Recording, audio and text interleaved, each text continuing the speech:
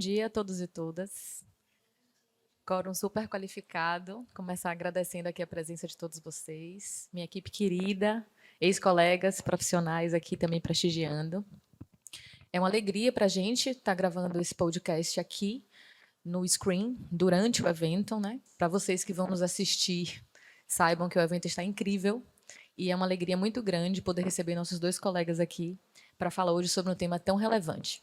Antes disso, para quem ainda não me conhece, vou me apresentar. Eu sou Rebeca Lírio, publicitária, relações públicas, atuo como gerente digital na Rede Bahia e é uma grande alegria poder falar hoje sobre um tema que tem muita relevância, né? E que a gente não encontra vendendo na internet, que é saúde mental. É o nosso grande luxo. E para poder falar um pouco sobre esse tema hoje, eu tenho dois convidados super especiais.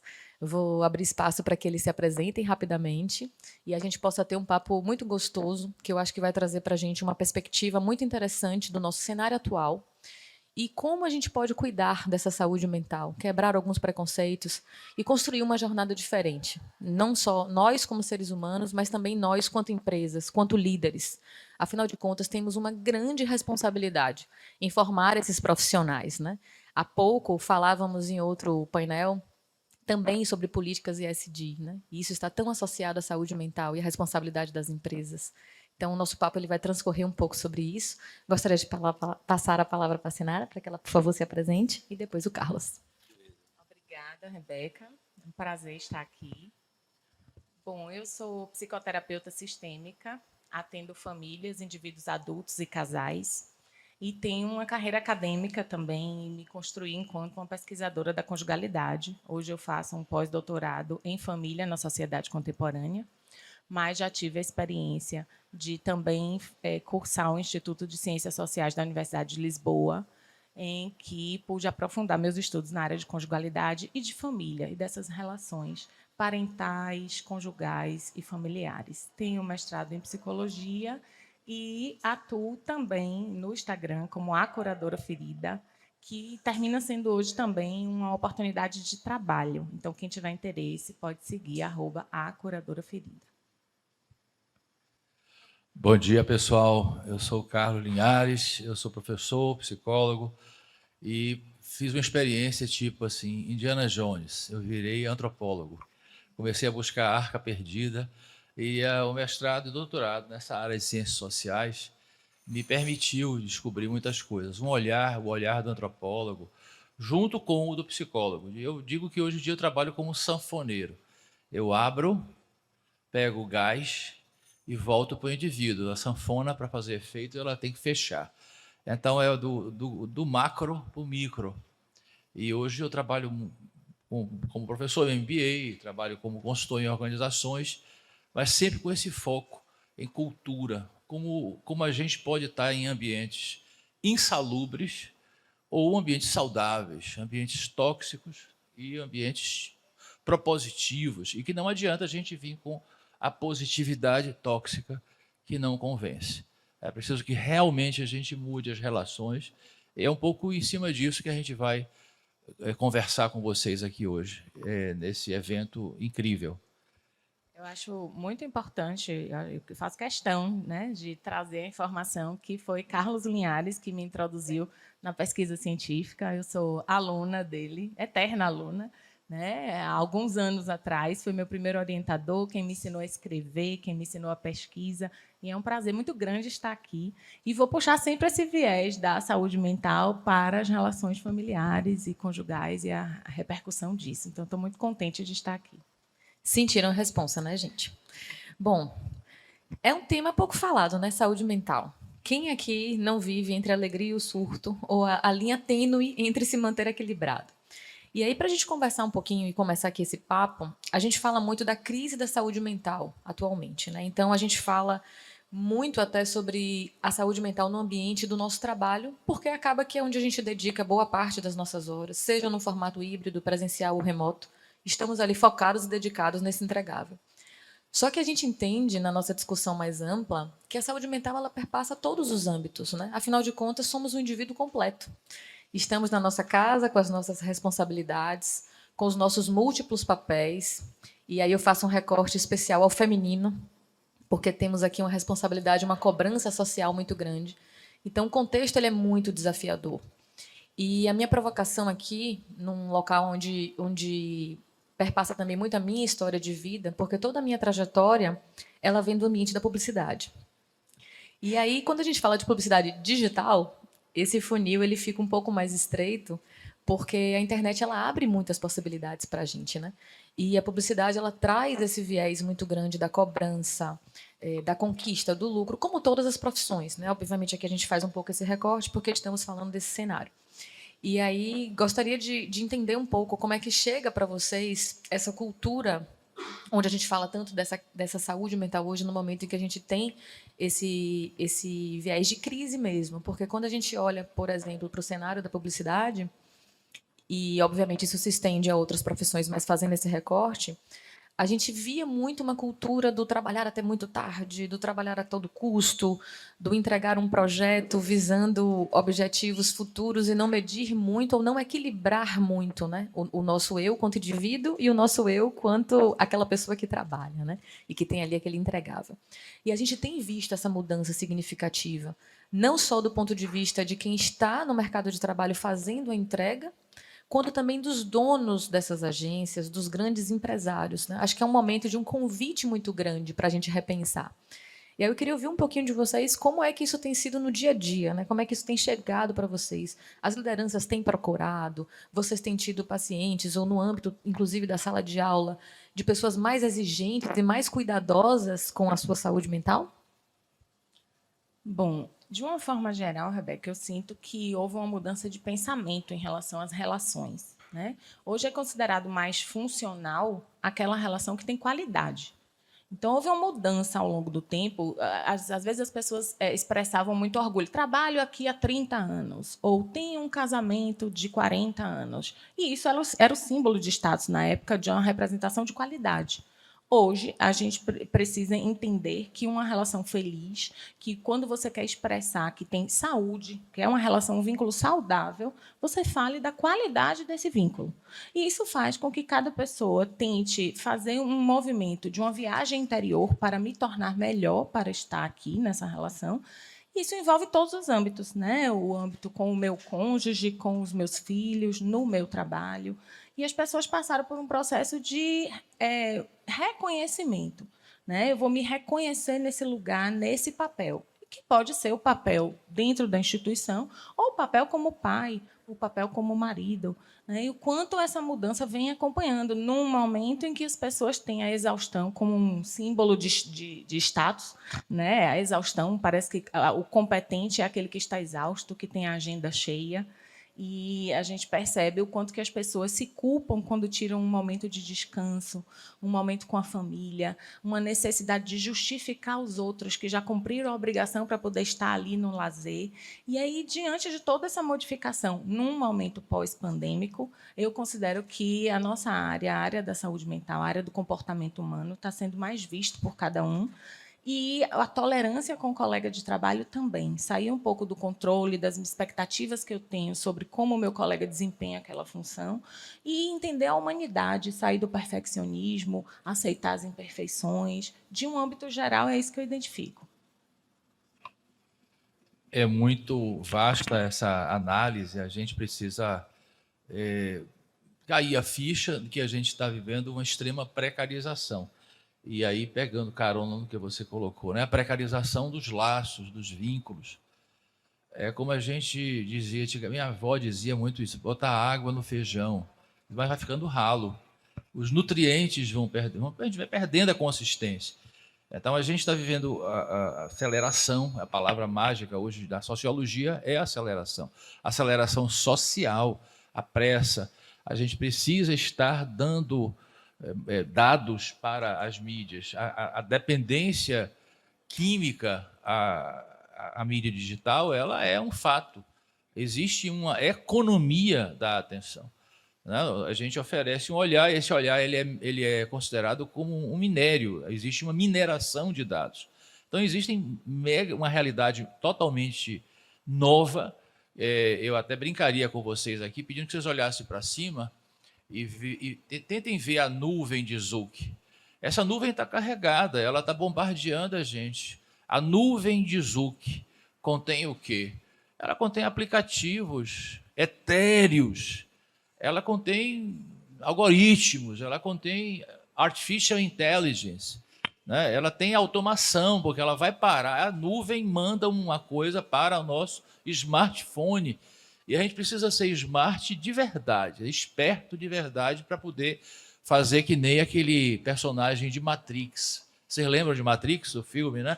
Ele botava a mãozinha assim e a bala caía no chão, mas assim, a gente está muito vulnerável a toda essa nova antropologia da nuvem de Zuck. Então a gente tem que ter consciência que nosso momento, e ela ataca em todos os cenários, seja na família como no trabalho.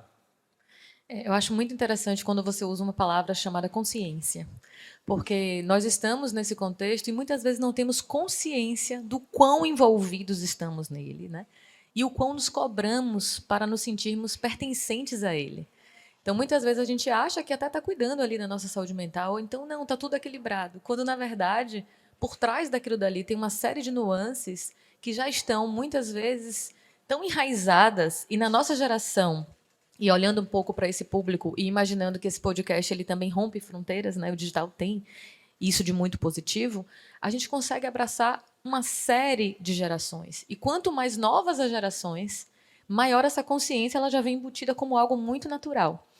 E aí, gente, para vocês que estão nos ouvindo e nos assistindo, aprendi muito com eles em algumas reuniões para a gente preparar esse material. E o Carlos me trouxe um termo que eu achei muito interessante, pegando esse gancho que você traz da sua nuvem de Zuck, que é a tirania da visibilidade. A gente se dá conta disso, a gente se questiona sobre isso, porque a gente entende as mídias sociais, e aí falam muito do nosso dia a dia também, quanto profissional de comunicação, que nós produzimos conteúdo não só para nós, mas para as marcas, né? E isso faz parte de uma nova maneira de viver, que na verdade não é nova, né? Mas é diferente do que a gente vinha sendo acostumado, e acho que a gente vive num processo ainda de transição. Afinal de contas, a tecnologia ela não para, então sempre vamos estar nos adaptando em alguma frente. E essa tirania da visibilidade, não sei se vocês já ouviram falar desse termo, mas ela me trouxe algumas reflexões muito importantes. E eu queria puxar um pouquinho, Carlos, quando você trouxe isso na nossa conversa, que me chamou muita atenção, quando falávamos, né, sobre o poder das mídias sociais, ele disse, Rebeca, isso é a tirania da visibilidade. Aí eu falei, interessante, conte-me mais sobre isso, porque eu me enxergo em algum desses pilares. Queria que você compartilhasse um pouco desse conhecimento também com os outros. Faz parte desse tripé, né? A aceleração social do tempo, a economia da atenção, isso tudo é a nova antropologia que está nos enlouquecendo mais. E aí vem a tirania da visibilidade, que é essa mendicância por um reconhecimento. Já que eu não produzo reconhecimento por mim mesmo, pela minha história, veja Caetano, veja Chico, você pode dizer, eles são celebridades? São. Mas a visibilidade deles não é instantânea, não é um pozinho, uma poção mágica. Não, eles construíram historicamente. Gil foi para Londres, Gil tem uma história, tem os filhos, a carreira dele, o show de Gil fala disso. Quer dizer, ele pode ter visibilidade. Então, a grande armadilha, né? A grande armadilha é você ficar apostando numa imagem oca. A imagem é projeção de identidade. A imagem é projeção de identidade. E a identidade é o quê? História. Você precisa ter uma história para dizer, eu tenho algo para contar. Então a gente fica fazendo festa sem ter um evento para festejar. A gente faz festa porque tem um patrocinador de cerveja que quer que a gente faça a festa. E vive fazendo festa, mas isso não é histórico. Nas culturas, na antropologia, você vai ter a grande celebração de comemoração para fazer memória. O nome já está dizendo. Você vai comemorar, qual é junto, né? Então, assim, eu vou fazer. Então, a gente fica nessa busca essa tirania da visibilidade. É uma literatura específica. Você tem uma autora aí, que é uma autora, várias, mas tem uma autora que é mais destacada. Eu acho importante a gente começar a entender essa mutação do narcisismo.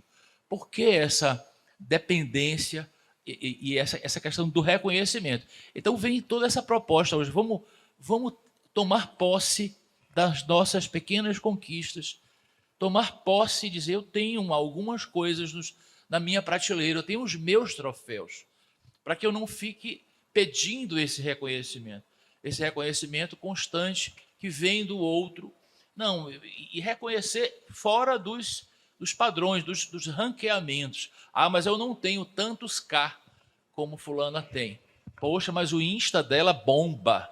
Então, a gente precisa começar a tomar consciência de que estamos dentro, sob a nuvem de Zuckerberg, e essa nuvem coloca para a gente, convence a gente, que a gente tem que seguir esses parâmetros, essas métricas, que são muitas vezes alienantes, e elas vão gerando uma espécie assim, de perda de consistência. Então, fica esse apelo, né, da gente provocar isso, essa ideia de, não, eu tenho uma imagem, eu quero a minha marca. Eu gosto muito da psicanálise, Lacan, eles falam do estilete. Vocês lembram do estilete? Ele marca, ele corta, né? É de onde vem a palavra estilo.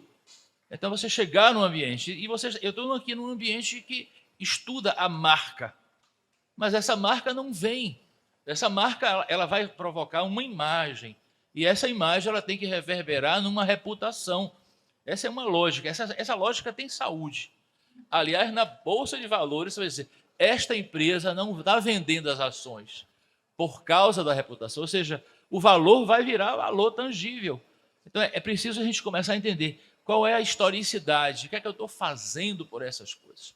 A gente pode acrescentar aí a questão assim, da fluidez que estamos vivendo, né?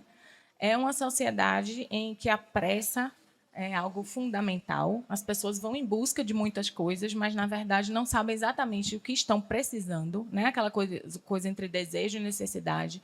Não é suficiente só ser, sentir, viver. É importante parecer, é importante provar que viveu, e isso vem muito através do post, né? A gente está num momento em que as pessoas falam que tem dificuldade de se olhar sem maquiagem, que foi um depoimento atual agora aqui, né, que a artista Sandy terminou se colocando, e o quanto que a gente precisa pensar nos reais sintomas e sinais que envolvem os transtornos mentais, né? Porque assim, você ter uma distorção da sua realidade, a distorção da sua imagem é um sintoma.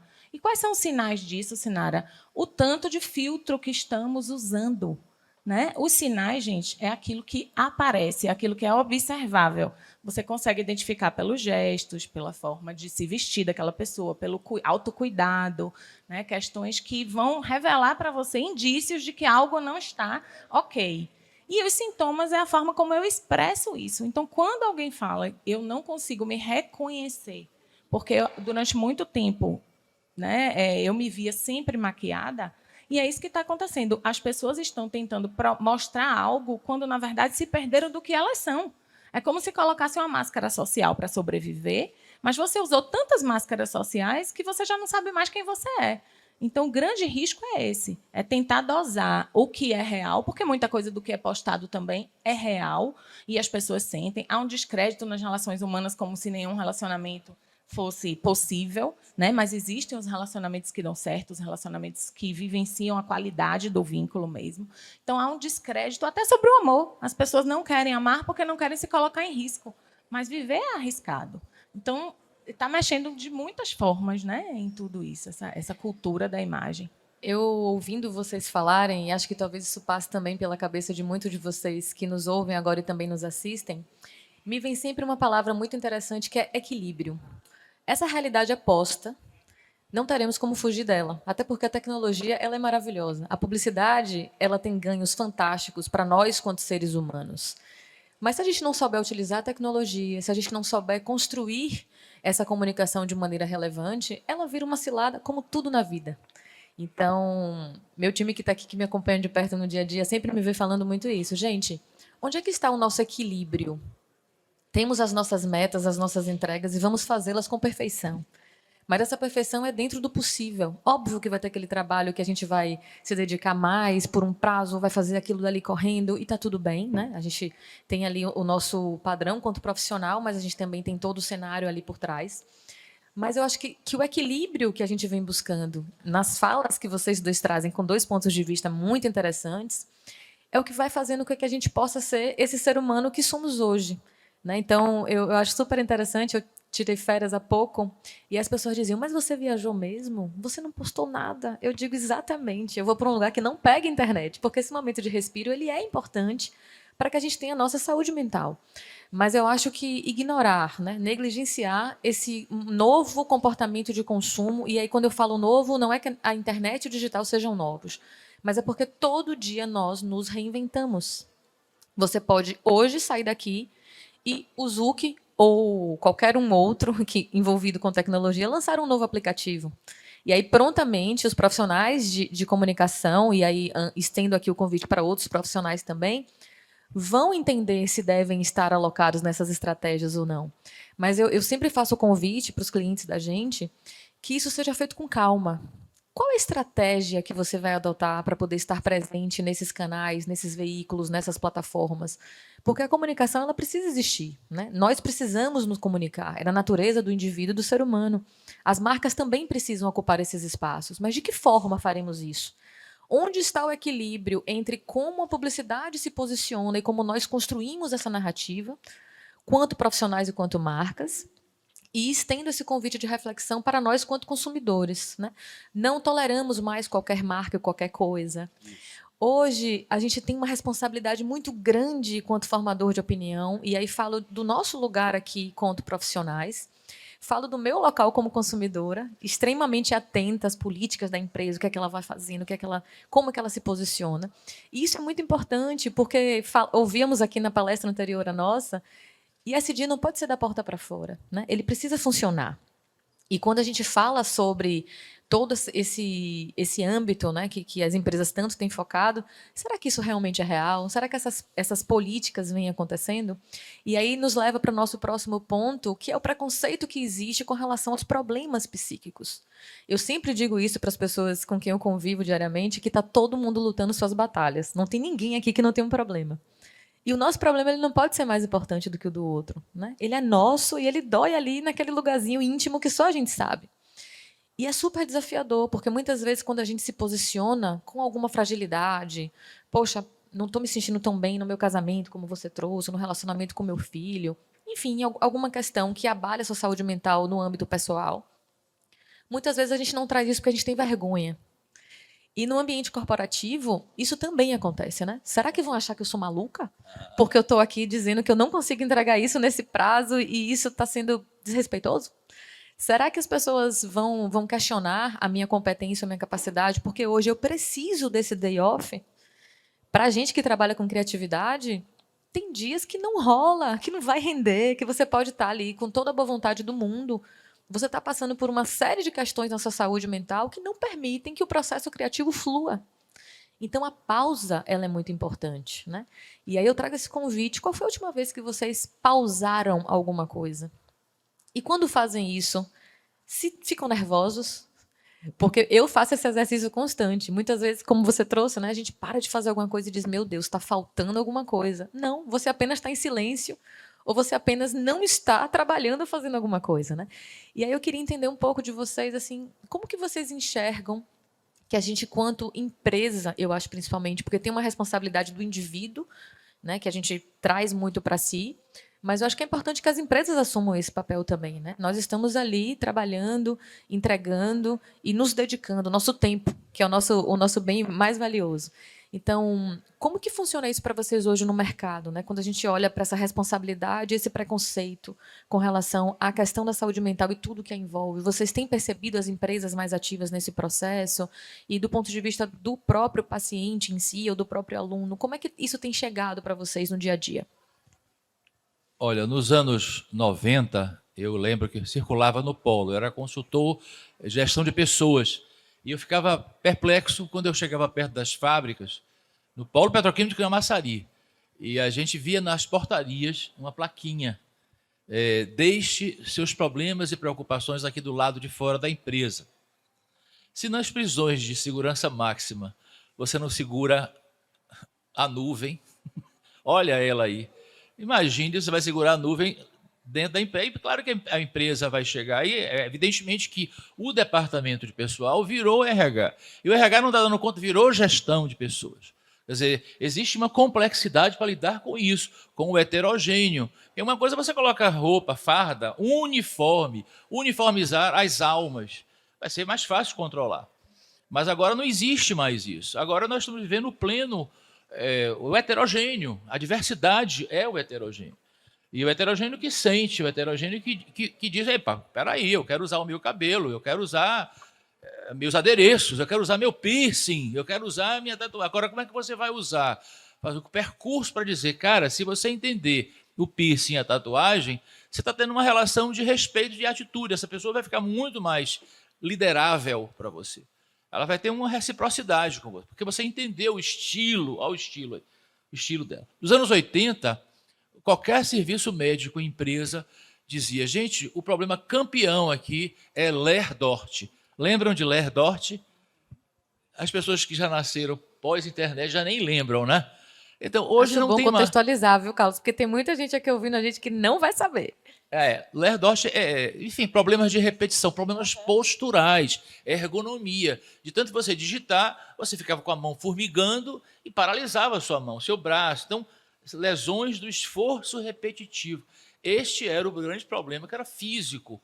E, evidentemente, que as pessoas queriam esconder debaixo do tapete o que envolvia isso, que é cale sua boca, não traga os problemas para cá, não traga a sua preocupação com seu filho com 40 graus de febre, finja que você não está sendo uma mãe preocupada. Entendeu? Então, agora, se você perguntar qualquer RH, não tem. O Lerdort está lá, né? Mas aparece o quê? Surto de ansiedade. Respira fundo aí, todo mundo, vamos lá?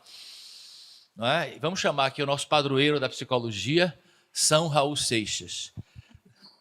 E a padroeira quem é? Santa Rita Lee. Nós somos mutantes. E São Raul Seixas decreta o quê? Eu prefiro ser uma... Então, crie um modo de gerir pessoas que lide com as metamorfoses e os mutantes e que se colocam com seus adereços, com suas ancestralidades. E isso vai causar um furor lá dentro, porque eu quero a produtividade. O louco sempre foi mal visto nas sociedades produtivas, mesmo nas sociedades ancestrais, porque ele atrapalhava a produção. O louco sempre foi mal visto. O vagabundo, aquele que vagava, né? O vagabundo, o marginal, o que habita a margem, ele não era ruim de todo, porque ele ia quebrar pedra. Ele ia fazer alguma coisa útil. Mas o louco, ele sempre atrapalha. Então, assim, é necessário sossegar, é necessário manicomizar. E aí vem toda uma história. Uma vez lá no Polo, um cara chamava-se Rodrigo, ele me autorizou a falar a história dele. Eu perguntei, Rodrigo, como é que você deixa esses caras chamarem você de tarja preta? Ele disse, professor, é porque eles chamam, eu nem ligo, não. Mas o que eu não perdoo é que eles acharam que minha depressão, que foi para ele foi um inferno a depressão. A minha depressão era fingimento. Eles acharam que eu estava fazendo um teatro. Isso eu não perdoo. Então, isso a gente muitas vezes, é isso que a gente fala, né, hoje em dia também, a empatia. A empatia não pode ser uma coisa banal, nem um remédio fácil. Ela é uma conquista, essa questão de respeitar essa instabilidade, lembrar que a gente tem um tempo, tem que ter uma produtividade, tem uma entrega, tem um prazo. Mas você reconhece no outro um sinal. Então, a gente precisa reativar esses radares da empatia. Eu sinto também que, à medida que foi sendo aceito a possibilidade das imperfeições, desse movimento interior, de estar em contato com as suas fragilidades, e que as pessoas começaram a falar mais que estão enfrentando um transtorno mental, as pessoas começaram a perceber se elas próprias também não estavam enfrentando algum transtorno mental e entrar em contato com a vulnerabilidade como uma possibilidade de você ser um bom profissional, mas não tem por que você esconder mais aquilo que era escondido há tempos atrás. E nesse processo de empatia, de identificação com o outro, quando eu revelo que eu tenho uma mãe que sofre de depressão, que eu tenho um irmão que tem bipolaridade, que eu estou tendo uma crise de ansiedade, um transtorno de ansiedade, naturalmente as pessoas também se identificam e trazem as suas vulnerabilidades. Só que é importante a gente frisar o quanto que o Google e a informação fácil da internet transforma um processo de identificação num processo de quase um diagnóstico. E o meu pesar é identificar que as pessoas agora estão querendo colocar um diagnóstico como um rótulo protetivo para ter benefícios. Então, por exemplo, minha filha está em recuperação por uma matéria, 3 décimos. Enquanto isso, alguns colegas que têm um diagnóstico que a gente não sabe se esse relatório foi forjado ou não, porque está nesse nível, né? A gente tem muitos laudos sérios, mas tem muitas pessoas querendo tirar vantagens desses transtornos. E aí a escola diminui a média. Né? A média, ao invés de 6, fica 5 para esses alunos. Então, são alunos que não têm um comportamento tão bom e estão enfrentando. E aí, por que eu estou falando disso? Porque veio um pedido dela: mãe, consiga para mim alguém que faça um relatório que eu tenho TDAH. E isso acontece também nas empresas. Isso faz com que uma pessoa que esteja realmente sofrendo um quadro de ansiedade passe por esse julgamento, né, injusto, e faça com que ela nem se incomode com o rótulo que é colocado. Então, precisamos pensar sobre isso, porque, no fundo, um diagnóstico mesmo de transtorno mental precisa de um tempo. Né? A gente avalia a constância desse quadro, as implicações de prejuízo que tem para si ou para os familiares, a frequência com que esses sintomas aparecem. Não é porque você tem uma identificação com um dos sintomas: eu não consigo ler um livro inteiro, eu tenho TDAH. Né? E aí vai sustentar isso e fazer com que as pessoas que realmente têm o diagnóstico tenham que provar e se defender em torno disso. Eu acho importante a gente estar trazendo. Quando também ouço, né, esses 2 pontos que vocês trazem, me vem uma outra palavra que se chama responsabilidade. Acho que há uma responsabilidade muito grande na mão de vocês, profissionais. Há uma responsabilidade muito grande nós, quanto empresa, e me colocando nesse lugar de líder, né, que todos os dias ali enfrentamos os nossos desafios e os desafios dos nossos liderados, da nossa equipe. É uma responsabilidade, quanto empresa, quanto indivíduo, com aquilo que nós transmitimos no nosso ambiente, dentro e fora, né, do nosso ambiente de trabalho, para que seja um ambiente de verdade. Então, eu ouço de muitos profissionais isso, né? Poxa, mas a pessoa não quer nem fazer mais uma consulta comigo, ela vai no Google. Gente, todo mundo olha tudo no Google, ok, né? Mas a gente não pode deixar de lado, né, a responsabilidade que a gente precisa ter com relação a nós, quanto indivíduos, né? Como nos posicionamos, de que forma nos diagnosticamos, até para que a gente consiga, nesse paralelo, buscar o tratamento adequado. E aí, quando a gente olha sobre tratamento, sobre buscas, né, o que fazer, como me posicionar, de que maneira vou me posicionar, eu queria ouvir de vocês um pouco os principais sintomas e queixas. Né? Você acabou de falar: poxa, mas eu não consigo ler um livro, então eu tenho TDAH. Calma, gente, não fiquem desesperados. Né? Isso pode ser apenas uma dificuldade de concentração, porque a cabeça da gente está ali cheia de coisa. A gente está o tempo todo ali sendo testado, então, às vezes, realmente está difícil de se concentrar. Tem um problema que está atrapalhando. Enfim, não significa necessariamente que você tenha uma doença diagnosticada. E isso também está associado com o ponto anterior que nós trouxemos, porque uma vez que há uma doença, não há problema algum em você tomar medicação, muito pelo contrário. Então, a gente precisa começar a quebrar um pouquinho, né, esses estereótipos que a gente tem na nossa cabeça. Primeiro, super arriscado, né, de você estar ali colocando a pessoa numa determinada caixinha, né? Você tem determinada coisa, o tratamento é esse. Precisamos entender que, quanto indivíduos, somos muito particulares. E para quem está aqui nos assistindo e nos vendo, como é que a gente pode identificar quais são os sintomas que a gente precisa ficar ali um pouco atento para que a gente comece, inclusive, a evitar que determinadas situações virem problemas mais sérios? Né? Como é que a gente identifica esses pontos para que a gente comece a se cuidar e, de repente, até com um trabalho preventivo? Aquele psicanalista famoso chamado Jung, ele tem uma palavra chamada arquétipo. Né? Então, muitas vezes a medicina, né? A droga medicinal, ela é um arquétipo de poção mágica. Então, você quer resolver as questões graves de sua vida, aquela tal da historicidade. Você acumulou uma série de jogadas ruins, você se auto-enganou, então você quer extirpar aquela dor. Você não lembra que você perdeu os dentes de leite? Vocês lembram? Mas isso foi um grande luto, nossa perda de dentinho da frente. Você perdeu a chupeta, nós perdemos a chupeta. O psicólogo infantil, ele vê isso, esse somatório de perda. A pró não era mais a mesma, aquela pró mãezona. Então você vai acumulando. Então a escola da vida, ela nos ensina que faz parte esse mundo de lutos. Esses lutos. Agora, de repente, você chega num estágio, né, num programa de trainee, que uma época que eu participava, via claramente, essa criatura nunca enfrentou as perdas, nunca fez um processo de luto. Essas pequenas perdas, sair da escola, sair da própria cidade, perder os avós. Então, lidar com essa grande regra da vida, que a vida é sofrimento. Sofrer faz parte. Agora, adoecer é que é o pepino. Então, sofrer faz parte, perder. Né? A gente vê o pessoal de esporte, né, quando perde, né? Eu não vou nem dizer o time que está arriscado agora para não causar comoção. Por favor, não faça isso. Para não causar vai dar ruim aqui.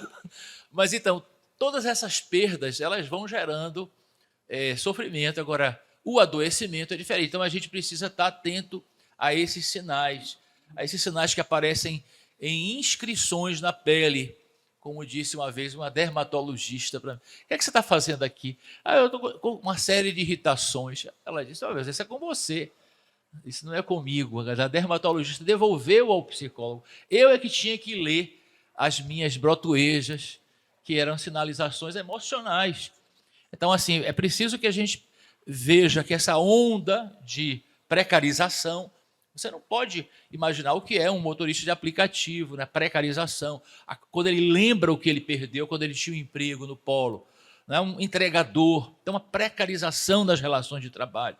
Isso tudo gera nas pessoas uma sensação de não pertencimento. O que cura realmente hoje, eu diria, é isso. É você sentir pertença ao grupo, pertence à sua gangue, à sua galera, mas na empresa isso tem que voltar com uma força extraordinária. E o principal referencial para estar atento a esses sintomas com o vínculo de pertencimento, a partir da fala das pessoas que eu confio, são excelentes sinais de que algo não está, né, comparativamente comigo mesmo, em ordem. Né? E a grande questão é que as pessoas, às vezes, fazem comparações e exigências a si próprias que eu fico surpresa quando chega até mim. Então, tem jovens se comparando com artistas famosos e dizendo eu tenho 24 anos e não tenho 2 apartamentos, um iate. Né? E aí, que efeito comparativo é esse? A gente tem um parâmetro excelente, que é compararmos nós com nós mesmos. Só que aí surge uma exigência também de uma performance de quando você está bem, comparado a quando você não está enfrentando um momento bom. Então, assim, o quão injusto você guiar a sua produtividade colocando de lado qual o momento que você está enfrentando agora. Então, assim, você está comparando a sua produtividade com o momento que você estava vivendo uma estabilidade emocional em vários aspectos da sua vida. E aí, agora, em que você está se sentindo mais recluso, com a necessidade de ficar só, com a necessidade de entrar numa caverna, você vai comparar a sua produtividade? Que injusto você está sendo com você mesmo, né? O quanto que a gente usa chicote ao invés de colo quando o assunto somos nós. E, por isso, é importante observar as falas das pessoas que a gente confia, que estão ali do nosso lado, nos dando os sinais, sem preconceito, por amor, e que é tão difícil, às vezes, a gente aceitar e concordar e acreditar. E muitas vezes a gente não ouve, né? A pessoa está ali do lado sinalizando para a gente está ali naquela resistência de não, mas isso não pode ser verdade. Não, mas eu não cruzei essa linha, eu não fiz desse jeito. E acho que aqui fica um convite também, né, para todos nós, de nos colocarmos nesse local de investigação constante, porque é uma cilada muito grande, né? A vida nos engole. A gente está aqui o tempo inteiro conectado porque é a realidade da gente, precisamos estar, mas onde encontramos a pausa, onde vemos o equilíbrio que a gente acabou de se posicionar, em que momento eu estou ali ao lado do outro e ouço o que aquele outro tem a dizer para mim, né? De que forma eu consigo encaixar isso no meu dia a dia para que a gente possa ter esse tão sonhado equilíbrio. Eu acho que é um desafio que ele perpassa não só esse cenário da comunicação e da publicidade, né, que é o que nós estamos hoje aqui presenciando ao longo desses dias de evento, mas ele se estende a todo mundo. Os profissionais de saúde, principalmente, vieram de uma jornada muito difícil por conta do nosso cenário, né, de pandemia e pós-pandemia. Mas todos nós estamos nos ajustando de alguma forma. Então, é muito bom saber que a gente pode investigar esses sintomas, que nós temos acolhimento, e eu acho que essa palavra, para mim, ela é maravilhosa. Você trouxe o acolhimento e você trouxe a empatia, né? E eu acho que elas andam de mãos dadas. E acho que precisam andar de mãos dadas nos ambientes corporativos também. Acho que não faria sentido nós termos todo o acolhimento possível dentro das nossas casas, né, ou com as pessoas com as quais nos relacionamos, e as empresas elas não ocupem essa responsabilidade também de olhar para seus colaboradores de uma maneira verdadeira e não apenas de uma forma onde a gente consiga só dizer que a gente faz, né? É legal, é um discurso legal, é bacana, mas é importante que isso aconteça na prática. E quando nós conversávamos, né, falamos sobre essas dicas de autocuidado, falamos também sobre locais que podem nos trazer esse acolhimento, né? Então, eu queria que a gente conduzisse aqui para esse encerramento, deixando para essas pessoas os lugares onde elas podem buscar essa ajuda, né? A gente sabe que gratuitamente a gente tem alguns caminhos, mas também profissionais que podem ampará-las. E eu queria muito trazer também para vocês um recado, né, muito importante, que eu acho que é a gente fazer a nossa parte, sim, mas a gente também entender os locais onde nós estamos e transitamos e as pessoas com as quais nos relacionamos. Isso também é autocuidado. Óbvio que muitas vezes a gente não pode simplesmente dizer, não estou feliz aqui, vou embora agora. Mas trace sua meta, né? Entenda como que você pode construir a sua saúde mental, que a gente sabe, como a gente começou aqui na nossa conversa, que é um grande luxo. Não deveria ser, mas essa batalha também é nossa, né? Como é que a gente encontra esse equilíbrio?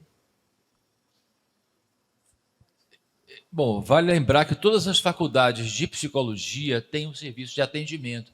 Alguns contam com professoras muito boas que fazem a supervisão dos alunos. A paróquia da Pituba, Nossa Senhora da Luz, tem um excelente serviço de atendimento. Então, você tem várias iniciativas, a gente pode dar essa informação por fora para vocês, às vezes gratuito, ou a preços simbólicos, o NAPSE de Mônica Veras também, Núcleo de Atendimento Psicanalítico. Agora eu queria lembrar o vôlei. O vôlei é um jogo metafórico belíssimo, porque no vôlei você é obrigado a sair da posição. Você ganhou um ponto, o outro lado ganhou o ponto, o que é que acontece? Você muda de lugar. Então, rotatividade. O outro percebe que você não está no lugar vulnerável, que a bola vinha fácil. Porque você não pega aquele pancadão.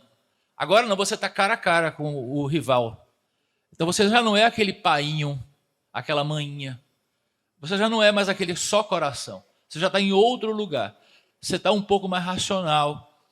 Você está sabendo fazer silêncio, que é uma das coisas mais saudáveis, o retorno ao silêncio. Então, assim, o vôlei é uma metáfora interessante dessa mobilidade, especialmente nas empresas. Porque as pessoas transformam você num clichê. Você é rotulado. Esse cara é paizão. A gente vai passar a lábia, né? E aí você sai desse lugar. A pessoa vai ficar atônita. Ela vai ter de criar. Então, isso é engraçado. A comparação do vôlei não é. Mas está na obra de Lacan, uma coisa tão complicada que é a obra de Lacan. Ele vai dizer assim, mudança de posição do sujeito. Então, é o sujeito que não está mais na voz passiva, né? Ele muda de lugar e isso faz parte dessa renovação. Os psicólogos e os psiquiatras vivem brigando por causa desse termo de hoje aqui. Parênteses, saúde mental não é um consenso. Para o psicólogo não tem esse negócio de saúde mental. Olha que novidade. Porque a saúde esse negócio de saúde mental seria um platô que a gente vai chegar e é muito idealizado. Claro que isso é apenas uma briga acadêmica, mas que é interessante para você perceber como para a psicologia, ou seja, a turma da palavra, não é a turma da pílula. Entendeu? A pílula com palavras e é o pêndulo que a gente está falando aqui, legal. Ou seja, é preciso de um acompanhamento psiquiátrico, mas muitas vezes abusa dessa hipermedicalização. E a saúde vem da sustentação da ansiedade. E se a ansiedade que você sofre foi apenas um excesso de quê? De mobilidade, você quer se lançar nos projetos. Então está na hora de você dar um freio. Não é só o fast food, o slow food, ela está falando. É o slow também nessa ansiedade. Dizer, peraí, calma, eu vou respirar, vou contar até 10 e vou refazer esse meu ritmo. Vamos lá, minha querida. Por mais que os aspectos psicossomáticos hoje sejam uma realidade, né, aceita e indiscutível, as pessoas precisam também entenderem o que é terapêutico e o que é terapia. Então, tem muitas pessoas confundindo, né? Então, um esporte que você pratica, um livro que você lê, um papo com os amigos no bar é terapêutico, não é terapia.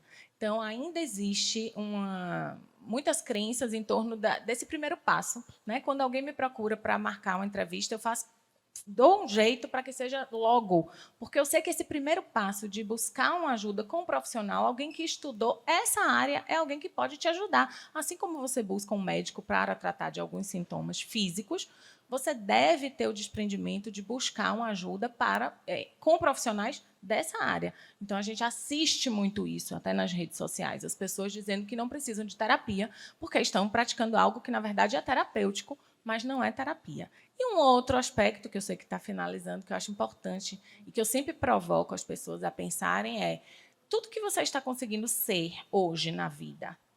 Perceba se tem algo que te liga a algum parentesco, em alguma linha sua, né, de transmissão, e que faz com que você esteja nesse lugar. Então, a pergunta que eu faço é sempre assim: quem você estaria traindo se você tirasse férias de 30 dias e não sentisse culpa?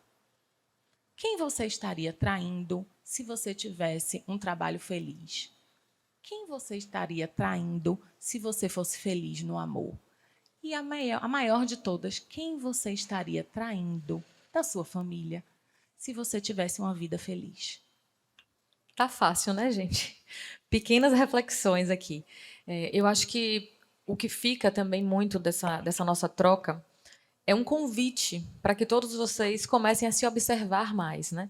Acho que essas perguntas, elas são extremamente relevantes e elas nos colocam num ponto de ação e de movimentação, que eu nunca tinha pensado no vôlei dessa forma, confesso, apesar de achar um esporte incrível, mas realmente o se movimentar, né? O estar disponível para buscar essa movimentação envolve um olhar amplo para todas as facetas da nossa vida.